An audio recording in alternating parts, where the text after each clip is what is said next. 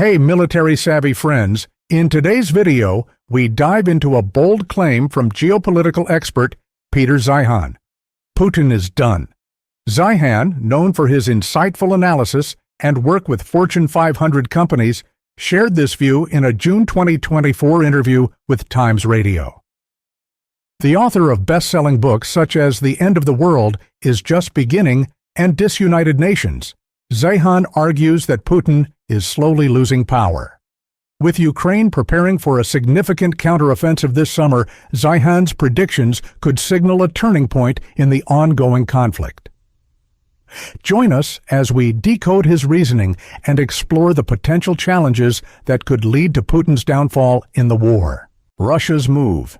Ukraine is gaining valuable time to clear battlefield mines and prepare for more coordinated counteroffensive strikes, which could help retake territory. However, Russia still has strong anti-air defenses, notably the S-400 Triumph SAM missile system, designed to counter aerial threats like Ukraine's F-16s. The S-400 is a powerful system with a 143-kilogram warhead and a range of 399 kilometers, making it more mobile and effective than Ukraine's Patriot systems. Despite its capabilities, the S-400 has proven ineffective in the war.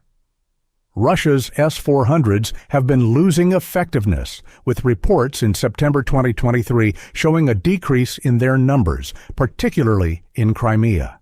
Ukrainian forces have targeted and destroyed several S-400 components, including systems in occupied Crimea. In June 2024, Ukraine destroyed S-400s and other vital Russian equipment with precision strikes. This shows that Ukraine can neutralize these advanced systems faster than Russia can replace them. Zeihan argues that this vulnerability, along with the loss of S-400s, demonstrates that Russia's weapons are not as invincible as they were once believed to be. The failure of the S-400 is damaging Russia's credibility and its foreign sales, particularly to countries like India, which has drastically reduced its reliance on Russian arms. Politico reports that India's imports of Russian weapons have plummeted from 76% to 36% in recent years and could fall to zero. Putin's goal was for the Ukraine war to showcase Russian strength, but the attrition of its military power and the loss of key defense systems are undermining this narrative. As Ukraine gains the ability to challenge Russian air superiority and destroy advanced systems like the S-400, it further erodes Putin's image of invincibility and weakens his position both domestically and internationally. Zeihan suggests Putin may lose his grip on Russia. Zeihan argues that Putin's influence over Russia may be weakening, especially with the significant losses Russia has suffered, including the destruction of a third of its Black Sea fleet and many S-400 SAMs. Crimea, which Russia annexed in 2014, is increasingly at risk of being neutralized in the conflict. Ukraine's tactics, even without fully liberating Crimea, have put it in a position to disrupt Russian operations there. Zeihan notes that Crimea is a crucial logistical hub for Russia, with two main rail routes through Mariupol and the Kerch Bridge, connecting it to the rest of Russia.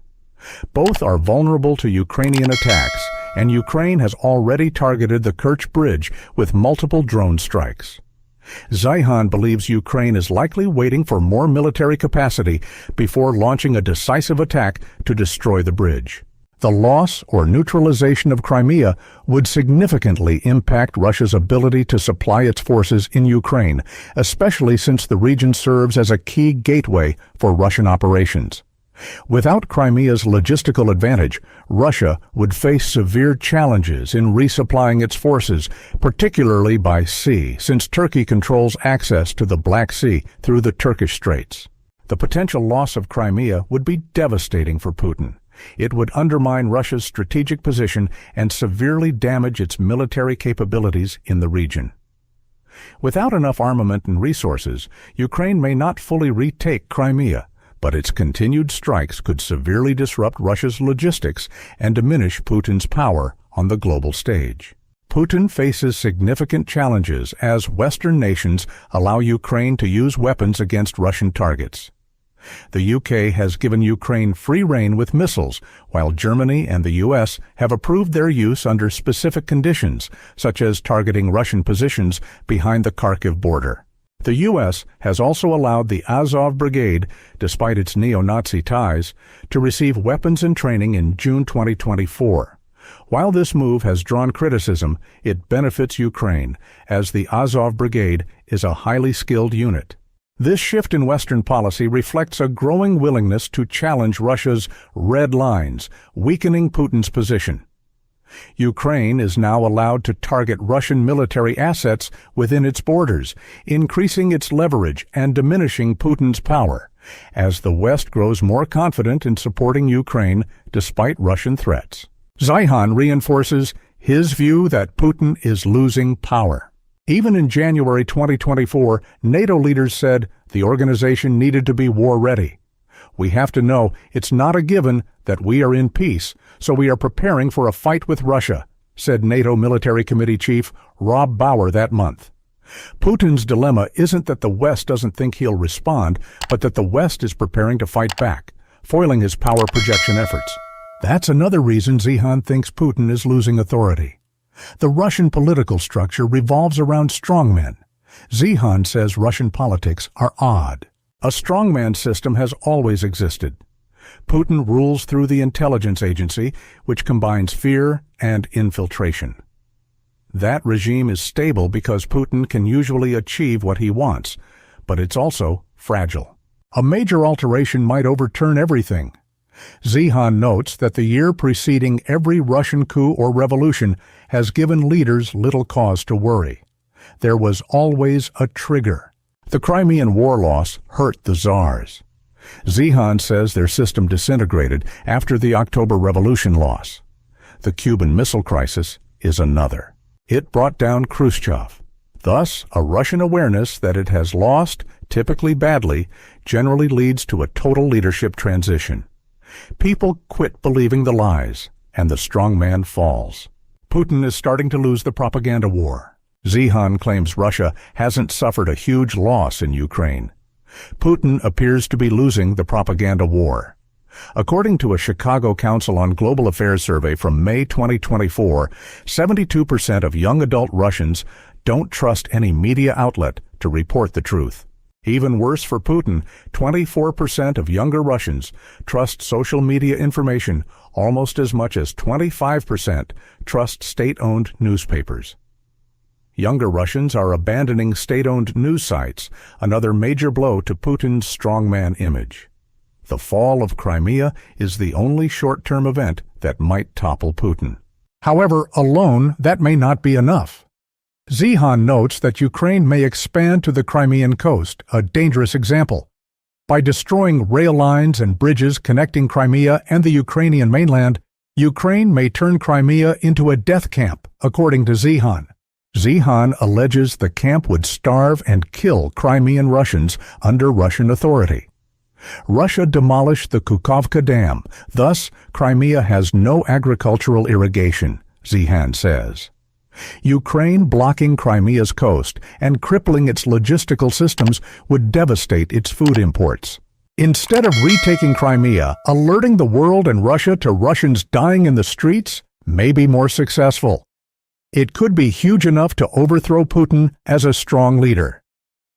Later, the debate turns to Russia's massive Ukraine war dead. Times Radio reports that the 10-month battle for Bakhmut killed as many Russians as the 10-year Afghan conflict. Russia suffered 90 deaths on July 2, 2024, according to Ukraine's official website. Putin has been crushing his troops. Zeihan claims that Russia has used the people wave strategy many times throughout history. Putin struggles with manpower. The conflict began with 8 million 20-something Russian guys, according to Zeihan. He claims 500,000 troops have died on the battlefield and up to 1 million have escaped. As of January 2024, Al Jazeera estimated that up to 1 million Russians had fled their country. Russia has 6.5 million bodies to throw at Ukraine. Zeihan notes that Russia hasn't completely deployed. Zeihan argues the draft system has targeted the ethnically and economically disadvantaged, and we haven't seen what the country's core can offer in personnel. That would help Putin keep his power base, if not for a serious issue. Zeihan predicts the war in Ukraine. Zeihan suggests that the war in Ukraine might last up to 8 years, which aligns with Russia's historical pattern of long wars. Russia often starts with brief intimidations, but tends to be drawn into prolonged conflicts that it wins through sheer numbers. However, this strategy could backfire due to Russia's significant demographic challenges. Russia is already facing a population crisis. Its population has been declining since 1993, and the birth rate reached its lowest point in 20 years in 2023. The number of young people, particularly those aged 25 to 30, has dropped sharply, leaving fewer potential recruits for the military. If the war extends for 8 years, the human wave strategy that Russia relies on would exacerbate this issue, leading to even fewer young people to replenish the population.